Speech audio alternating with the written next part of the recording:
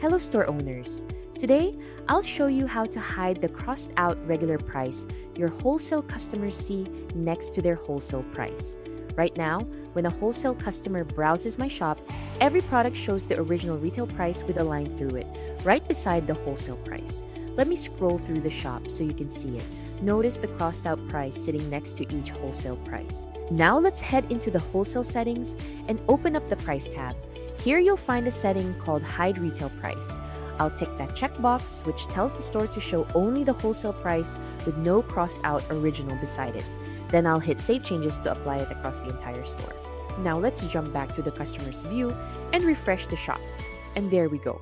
Every product now shows just the clean wholesale price. The crossed out retail price is completely gone, across simple, variable, and group products alike. That's all there is to it.